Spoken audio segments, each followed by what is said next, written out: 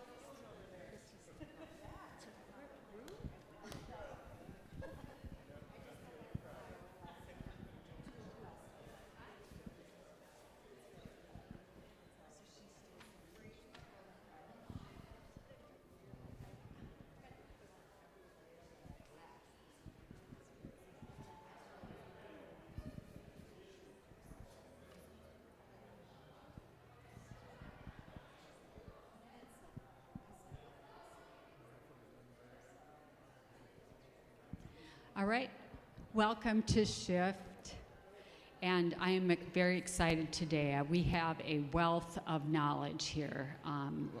We have quite the panel. So I'll just do a little introduction, and then LaDonna has a presentation, and then we'll do some questions and answers.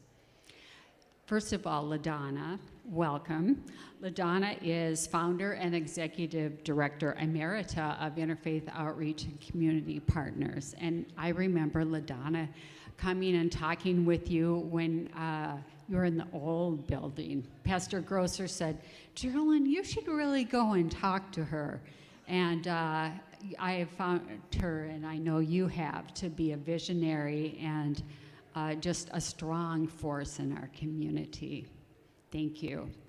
Wendy Geving is here, and Wendy is a program director at Interfaith Outreach and Community Partners, and also has a long history public housing and helping people into affordable housing. And Wendy has 20 years experience, and before she was at Interfaith, she was at Common Bond Communities and is a social worker. And we have Martha Vandeven, and Martha, as you probably know, hi Martha.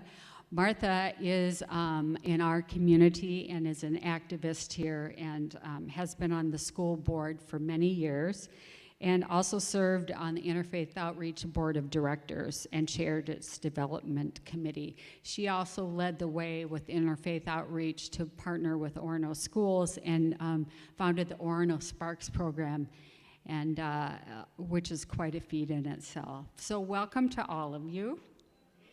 And LaDonna, would you like to show us your presentation?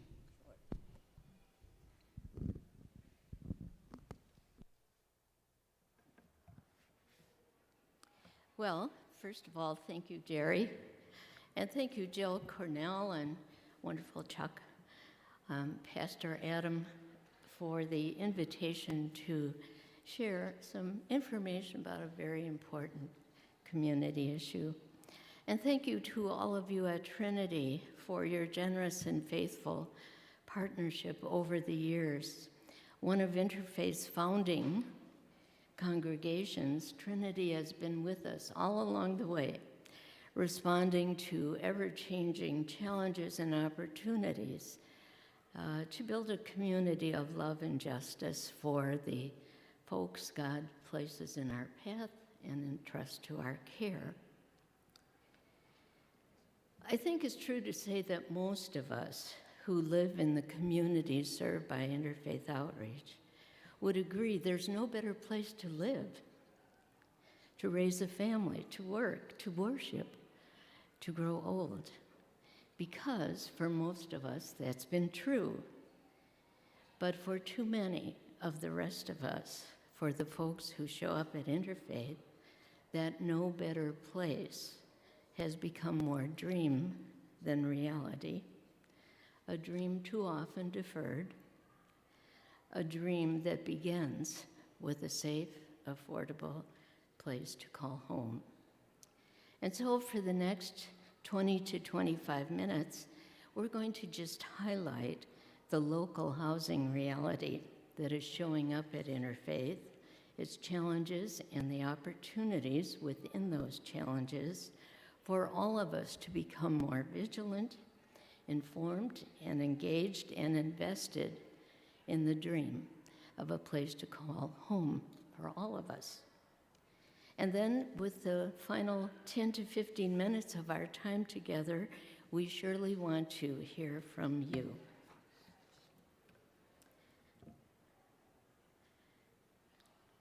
So let me begin by introducing you to Outreach Development Corporation. ODC is a local community-based nonprofit housing organization with a 23-year history of successfully mobilizing the housing partnerships and advocating for the public policy and recruiting the public and private investment needed to preserve, acquire, and develop affordable housing options in the communities served by interfaith outreach. ODC grew directly from and was created to pursue housing solutions to the need that was showing up at Interfaith.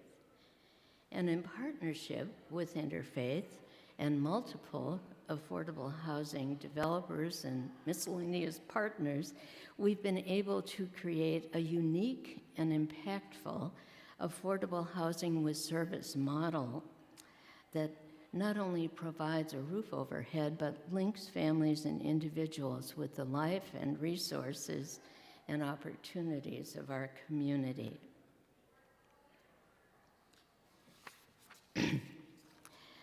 The 8 communities, our ODC's focus is on housing need in the 8 communities served by Interfaith. They are Plymouth, that part of Plymouth that is west of 494, Orono, Hamel, Medina, Minnetonka Beach, Medicine Lake, what am I forgetting, and Long Lake. Very often, oops, we've got a out of sync here. Just jump forward. Can you go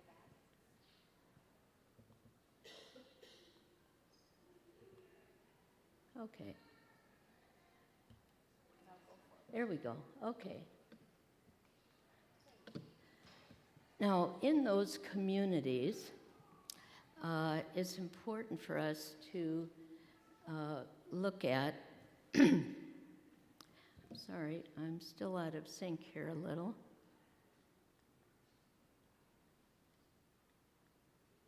Well, we'll go forward. People often ask, what do we mean when we say affordable housing? When is housing affordable? Well, the affordability index for housing is when folks are paying no more than, and hopefully less than, 30% of their real income to keep a roof overhead. However, in our community, on average, the families served by Interfaith Outreach in fiscal 22, those that had no form of rent subsidy, were spending 58% of their income to keep a roof overhead. This is just not sustainable over time. And if you note on this slide also, 88% of the 1,700 plus families and individuals served by Interfaith in fiscal 22 were renters. Precious few homeowners or prospective homeowners on Interfaith's current caseload. And this is another issue for another conversation. 45% of the children, of the people in those cost-burdened households are children.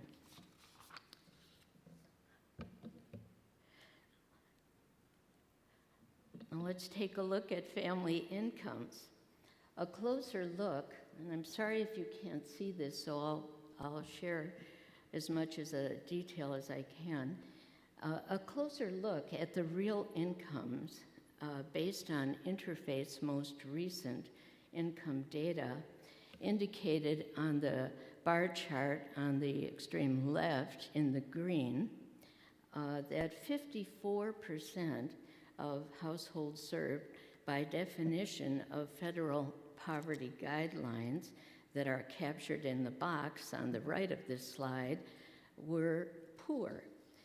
That is to say, with incomes under 100% of poverty, which translated into real dollars is an income of slightly over $18,000 a year for a family of two, and $27,000 a year for a family of four. 35% of those households are defined by definition of federal poverty guidelines as near poor, with incomes between 100 and 200% of poverty. Again, translated for a family of two with incomes at 36,000 plus, or a family of four with incomes of 55,000. So only 11% of those households were households above 200% of poverty. These are sobering statistics. So why does this matter? Well, obviously, there are many reasons why this matters. Lack of affordable housing is probably the most destabilizing problem that families have, and is putting a growing number of families and individuals of our community at risk. Obviously, stable housing is essential to our kids' success in school and our seniors' safety and well-being. We have wonderful school districts, Orono and Wayzata, and teachers who are keenly aware of the negative impact on kids' school performance when their housing is unstable. And they are wonderful champions and advocates for more affordable housing in our community. And finally, housing affordable for people at all incomes is key to meeting local workforce demands. What we are hearing on a regular basis from local employers from all sectors is their struggle to find and keep the workers they need to fill the jobs they have, often because those workers can't afford to live in the communities where the work is. I'm going to ask Martha at this point to speak to what we learned, for instance, in a recent conversation that we had with the superintendent of the Orono School Districts.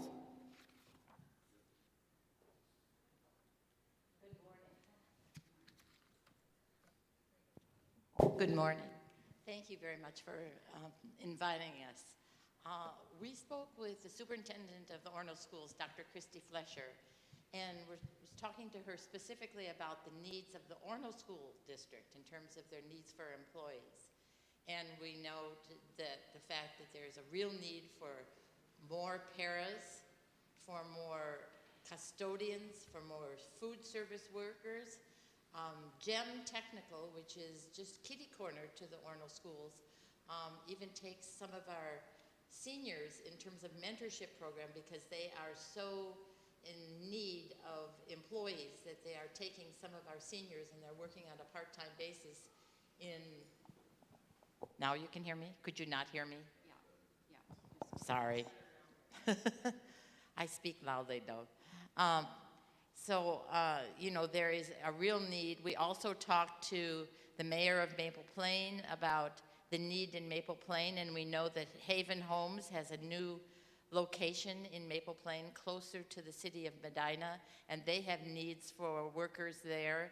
We also know that Orono Woods have a need for workers. So these people who would come to our affordable housing would work with Interfaith to gain employment skills, because this is not just a home for these folks, it's also Interfaith embraces them in terms of providing services for these people. And so Interfaith is very involved in training folks to become good employees. So I think that's very important to know. Thank you, Ladonna. Yeah. What you're looking at now is a slightly dated Plymouth snapshot that on the left and lower bottom section indicates that a full-time worker in Plymouth, in order to afford median rent, $1,300 a month, would need to earn $52,000 a year. This is an income far above the wages of many of the most in-demand jobs in the region that are listed on the right side of this slide in the table there. And they are certainly far in excess of the incomes of families showing up at Interfaith that we just shared with you. These are workers in jobs in food preparation, cashiers, retail, PCA, stock clerks, janitors, CNAs, food prep supervisors, jobs that and workers that every community depends upon. In the second column in this table on the right, it lists the median annual income for each of these jobs, and in the third column, what an affordable rent at that income would be, and in the fourth column, the percentage of that real income needed to pay median rent in Plymouth. These two are sobering data. You can't see that very well, but the percentages vary from 72% to 60, 61, 50, and so on. So this is the reality of housing, that we are wanting more and more of us to be more vigilantly informed, engaged, and invested in finding solutions. These are daunting issues, no question. And we don't want to get into self-discouragement. There is an affordability gap. However, thanks to the vision and passion and patience and perseverance of multiple cross-sector partners,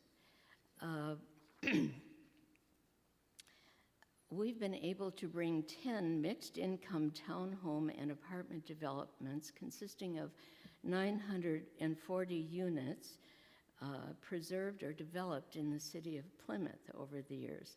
And recently, the community rallied to support the city's own development of Valor Place, a twin home, three-bedroom twin homes for homeless vets and their families. In 2012, a successful partnership with Dominion developers brought a 26-unit townhome development into Medina, just behind the Medina Entertainment Center. And a current and exciting project in progress is the Melrose Commons project in Medina.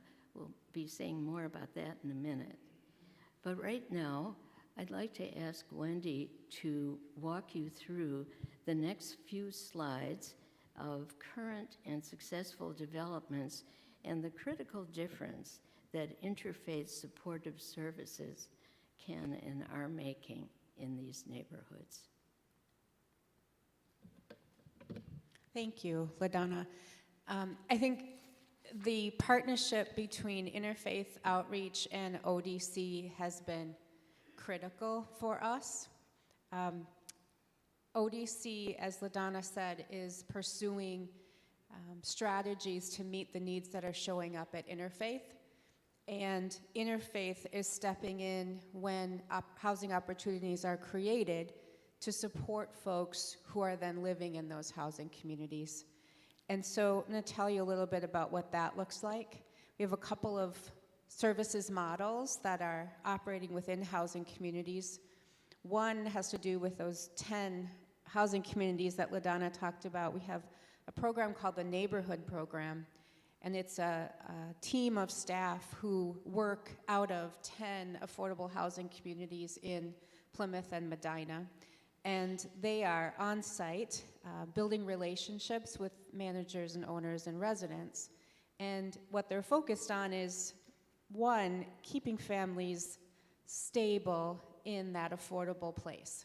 And so making sure that adults are connected to the resources that they need to meet their needs and to be there to respond to any risks of loss of housing They're also paying attention to kids, trying to meet the needs of kids, primarily by addressing barriers that kids are facing to accessing the resources in the surrounding community, at times providing programs on site in the housing communities. And then thirdly, they're just focused on community building, helping folks to know each other and work together to make those housing communities safe and healthy. So that's at 10 sites. At 3 sites, we have our permanent supportive housing programs. We have a case manager who's working right alongside the neighborhood program, working with families who are living in specific housing units that have been designated for folks who either have had the experience of homelessness or coming from that experience or have a disability in their family. So folks who may have a little bit more barriers to maintaining stable housing, and so we have a case manager who walks right alongside them, kind of helping them address what surfaces and what gets in the way. And then lastly, when LaDonna talks about the housing that ODC has created, they've also created some smaller housing communities that they now own in Wayzata, and we have staff who are kind of on call, our housing-based case management. So anyone who moves into those housing communities gets to know us, meets us, and knows that we're available. And should anything surface, we are able to step in and, again, just help them maintain their stability. So our approach differs according to what the needs of the community is, what the size of the community is, and who the partners are. But in every case, it's based on this really strong partnership, and it's around this value of not only providing the affordable housing, but helping folks truly be successful in it. Thank you. Thank you. And now Melrose Commons is our new and exciting project in progress. Melrose Commons will be sited at the intersection of Baker Road and Highway 12 in Medina, once constructed. The development partner for this project is Common Bond Communities. It'll be new construction, a 50-unit apartment building. There will be 12 one-bedroom, 22 bedroom, 12 three-bedroom, and 4 four-bedroom units in that development, which is terrific because one of the most difficult needs to fill around housing are units, affordable units for large families. And this was especially designed to address that issue. The affordability levels in that neighborhood will be from 30 families from 30 to 60% of area median income, and this project will target families. There will be 7 units restricted to formerly homeless individuals, 8 to people with disabilities. Again, hard to find housing for people in those categories, and the services of interfaith will be provided to this neighborhood. And if all goes well, construction will start in the spring of 2025 and complete in the spring of 2026, with early lease-up starting in January of 26. That is, if all goes well. I want to make just a further point here. Many of the successes that we've had over time in preserving or developing more affordable housing have been very much tied to just-in-time people and just-in-time miracles, and Melrose Commons is one of them. What made it possible for ODC to begin even to search for a site and to go after the partnerships and funding and policy and all that's required to get a project from concept to completion was a $3 million grant from Ken Melrose, the former CEO of Toro, who had been a longtime supporter and friend of Interfaith and had the habit of occasionally dropping by to say, what's happening, what's new, how can I help? And on one of those visits, I was sharing with him our deep concern about what's happening in the market. The market is just not good for low and even moderate income families. And we were struggling mightily to ramp up our ODC board to figure out where are the new opportunities that we can go after to find the land, to find the partners to move forward with addressing this issue. A few days after that visit, his staff called and said, Ken is making some end-of-life gifts. He's interested in helping you with that housing issue. Get a proposal to us. We did, and that's how simple it was. He ended up giving us $3 million, and we were able then to go after looking for land, which we found in Medina, purchasing it at a very good rate, and finding our new partner, Common Bond, to begin the process, the long process of getting from concept to completion. But this has happened over and over again with many of the projects that we've worked with. Someone will give us some land. At one point in our history, the Wayzata School District gave us a lot because we had been successful in proposing with the Builders Association of the Twin Cities to build a home for a family on our caseload. And this lot brought the cost of that housing down, and we had a whole lot of other partners who came together to make it possible for a mother of 4 kids to reunite her family and become a first-time home buyer. We'd love to keep looking in that direction as well. But right now, preponderantly, the need for the people showing up at Interfaith is affordable rental housing. So that's been our focus. These next slides are probably too hard for you to see, but let me just tell you what they are. The Met Council has projected the affordable housing need allocation for all of the cities in our service area. And this is based on population growth by 2030. So when we looked at the city of Plymouth and the number of units that need to be affordable for people at 30% of area median income are 369 new units. And for people at incomes from 31% to 50% of area median, or from 31% to 50% of area median income, 219, and 51 to 80, 91. So 679 units in Plymouth by 2030. That's our goal. In Medina, same kind of breakout, and the need for 244 more units. In Long Lake, 28. We've got a lot of work to do. But we also have tremendous confidence in this amazing community that has stepped up over and over and over again to make the impossible possible. So finally, let's look at what Trinity can do. First of all, here you are, and thank you for your willingness to become more informed, engaged, and invested in this critical community issue. And we hope this is just the beginning of ongoing conversations with you all. Right now, you could sign on to the Outreach Development Corporation email list. You can do that by going on our website, or you could give your name to Jill.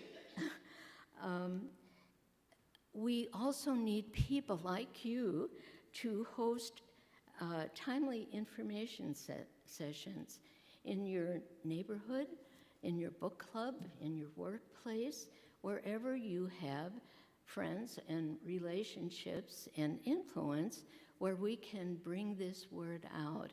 The work that ODC has been doing over the years has been behind the scenes. It's been kind of the silent partner in all this. And the need to ramp up these efforts and get more of the community engaged and involved is there now.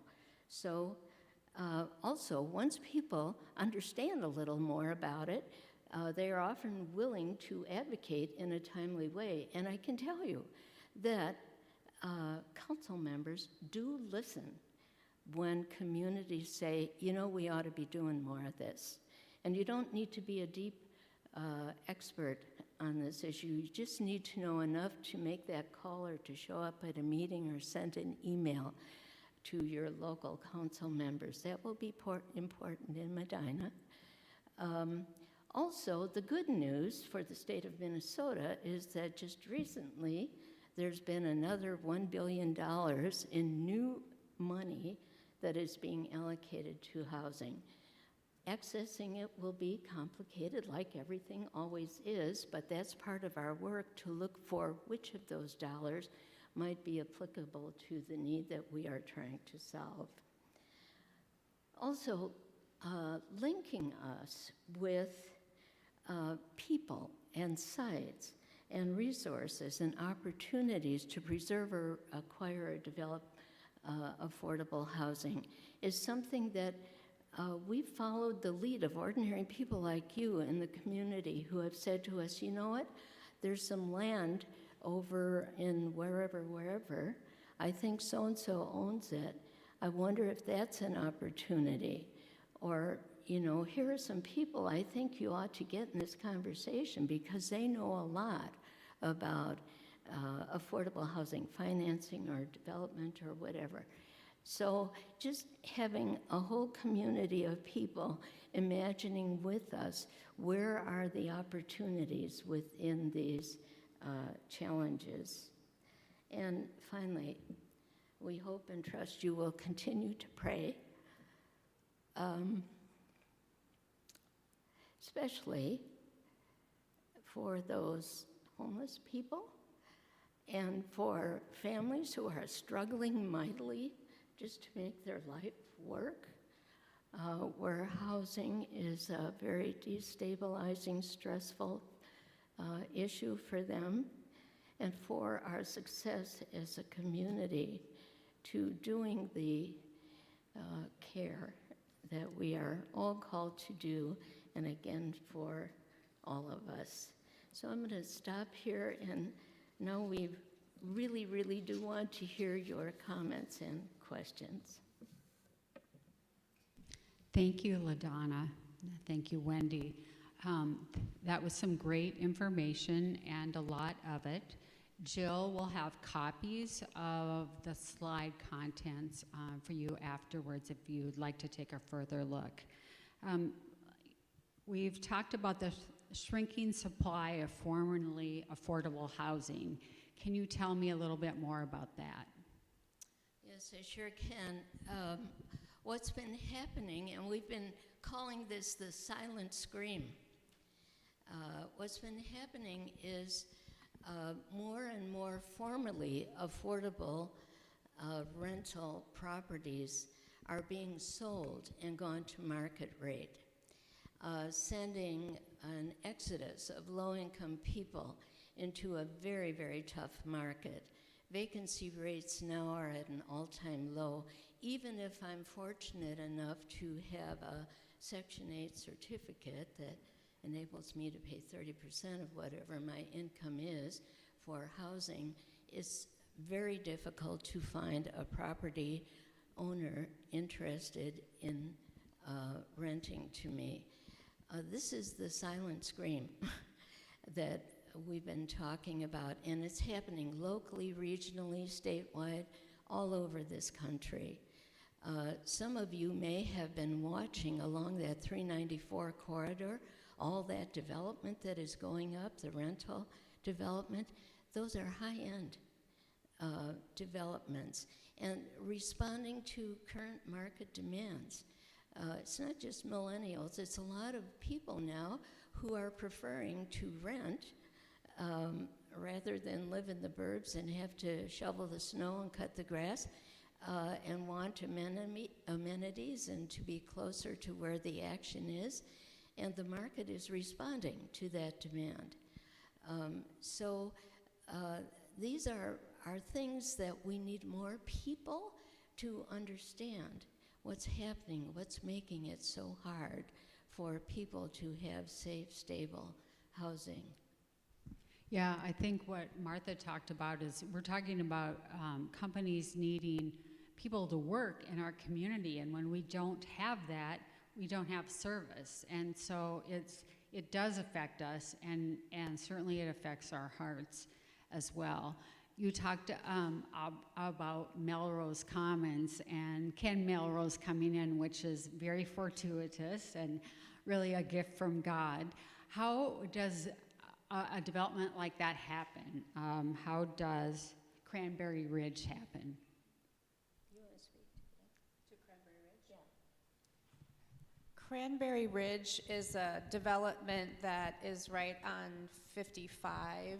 You've probably seen it as you drove by. It was developed by Beacon Interfaith Housing Collaborative, and with a lot of support from this community, a lot of support from Wayzata Community Church over 10 years. Am I right? 8 years, maybe 10. Yep.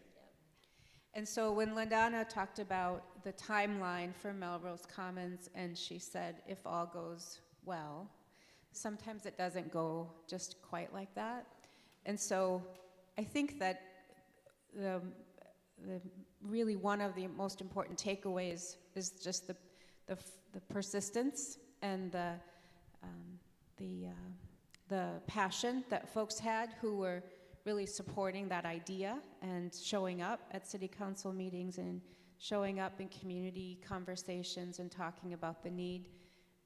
It's built now. It's been leased up for a year, and Beacon has contracted with management and partnered with us to provide services. We have 2 programs there. It's families who have moved in. Some have brought some trauma and challenge with them, and so the work doesn't end when people move in, but it's all possible and it's all moving forward, and we remain committed to that work. Yes, and for a developer to get from concept to completion is a mighty challenge. The competition for public funding is fierce. In any given year, for example, there may be 60 to 70 worthy proposals for state funding needed to put a project like this together, and maybe 10 of them get funded. And it's all based on a point system. Developers have to be able to demonstrate there is a critical need, there's a lot of community buy-in, the project will cash flow well, and then they have to demonstrate there is other financial support. One good thing about Melrose, for example, is they applied for county funding and were successful in getting $980,000 of county funding. Yippee. Now they're going forward, and hopefully by fall they will be successful in getting the funding from the state that they need, the tax increment funding that is needed. So, and then they'll go to the city of Medina and get whatever we can from the city of Medina. We met with Maple Plain that has the water that you need for this project. We're still working on issues around getting waivers from cities that help control the cost and make the project more competitive. So there's a lot to this for developers, and that's where the perseverance and persistence is key, and that's also where it's important for cities to be hearing from their constituents that please get behind this. This is important. We know it's important. It'll bring the jobs or workers for the jobs that we need to have done, and it will give people who are having a hard time to find a place to live. And think of this. The Orono and Wayzata school districts are top-of-line school districts. Who wouldn't want kids to have a chance to become all they can be? Who wouldn't want that? And we have the opportunity to make that happen. But we got to be vigilant. And we got to be committed, and we have to be persevering, and we have to believe that the God who promised to be with us always is, and is going to leverage those efforts and make the new miracles happen. And I have to tell you, I think the congregations made a huge difference for Cranberry Ridge. When I went to the city council there, it was overflowing, and there were so many pastors, rabbis, priests there, and saying, I represent a congregation of X number of people, and my folks support this. So this is why we're going out to you, is that you are important. You need to be spokespeople out there, and you don't understand how important you are sometimes, but you really, really are. It's the local people who can support this and say, I'm in favor of this. So if you have neighbors who have any questions, or if you, as LaDonna said, we would love to come for coffee to different neighborhoods and to really explain what's going on so that there aren't rumors out there, so people don't say, oh, I don't want these folks in my neighborhood. We need these people in our neighborhood and in our schools. This is what's going to make our community better. Yep, I think that's right. It makes it more diverse, and it makes for better kids to learn about really the world. Do you have your eyes on any property right now? LaDonna? Well, you know, we're pretty consumed with Melrose right now, getting that to work. But we're always looking, and it's not just us. I'm not kidding. When you get more people imagining in a community, they come to us and say, hey, what about this? And we would love to follow that up. We are currently also, we have an advocacy and marketing team that is part of the ODC board. This is an amazing board, by the way, with people that have deep expertise and experience and commitment to getting things to happen. We need more people on that advocacy team and on the marketing team to help us get the word out. If you get your name on an email list, we're going to be emailing you on a regular basis. Here are some opportunities. Here are some things and ways that you can be helpful. Here's what's happening, both at locally and at the legislature.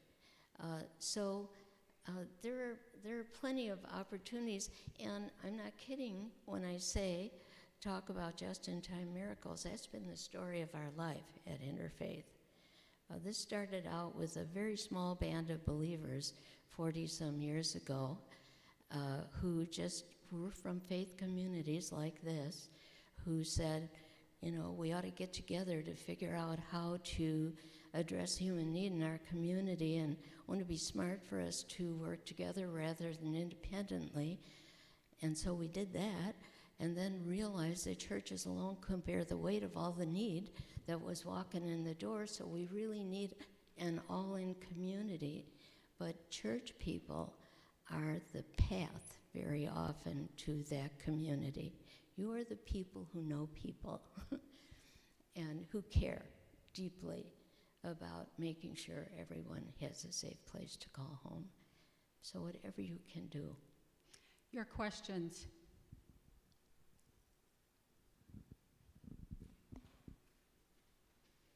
This is Pat. I have a question for you, Martha. I live in Medina. Yes.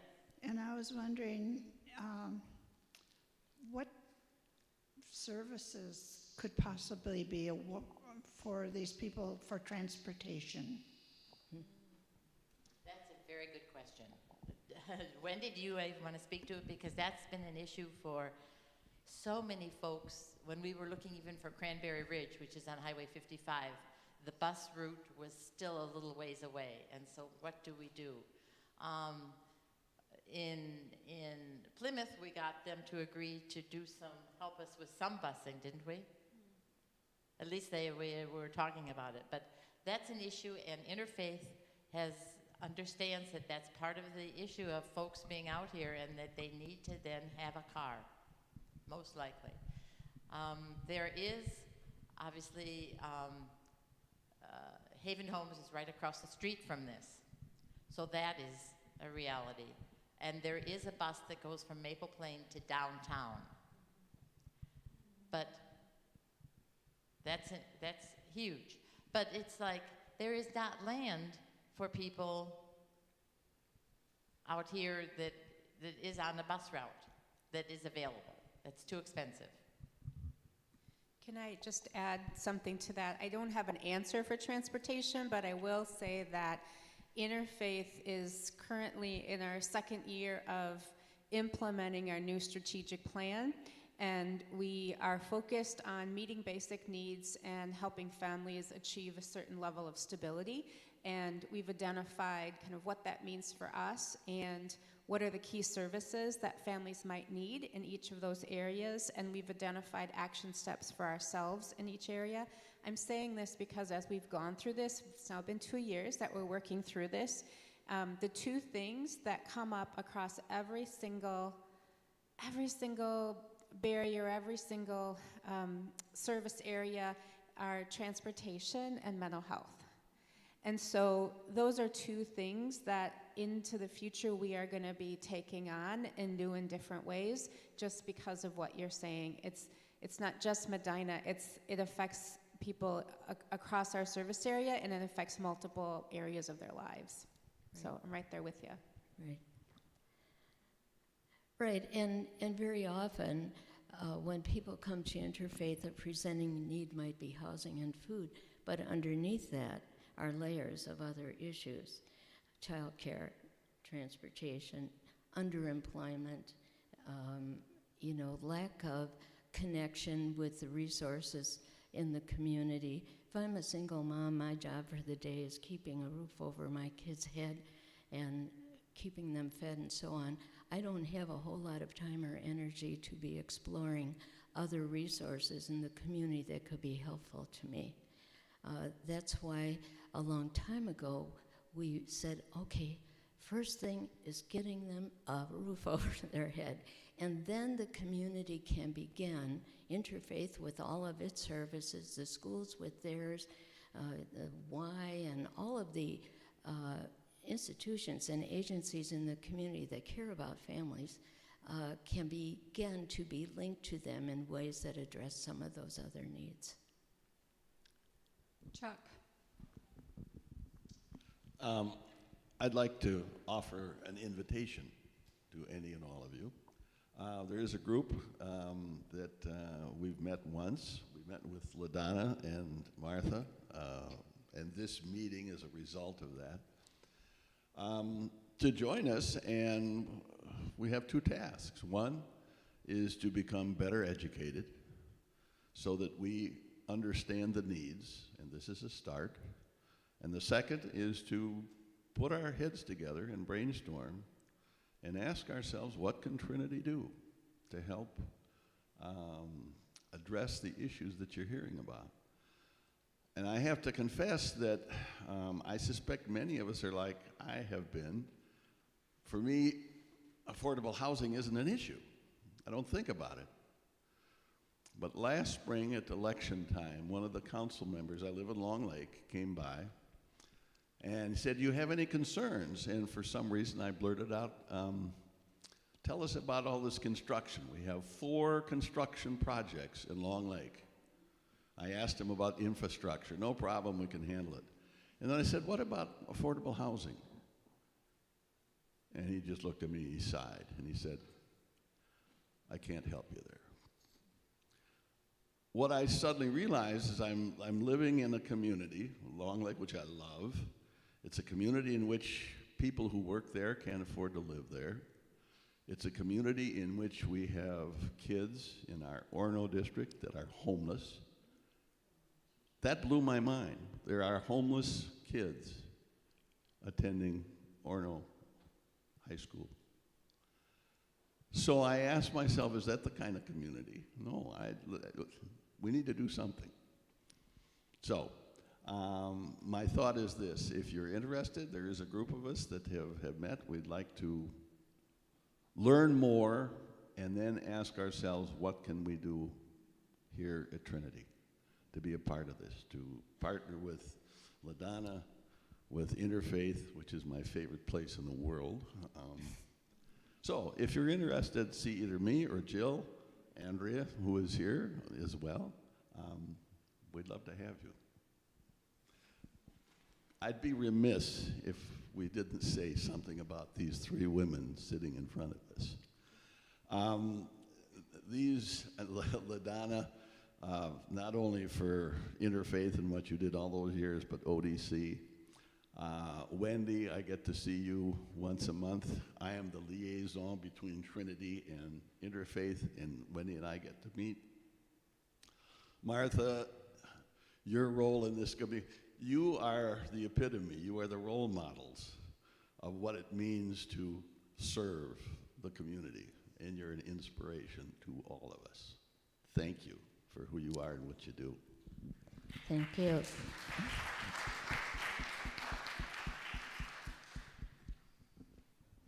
Well, I heartily agree, and I know that you do too. I want to thank you for your time today, especially as the hour has gone on, but what a wonderful discussion and presentation from you, and thank you for the work that you do, and we look forward to Trinity being even more a part of this. Thank you. Thank all of you. All right, sign up on that ODC list.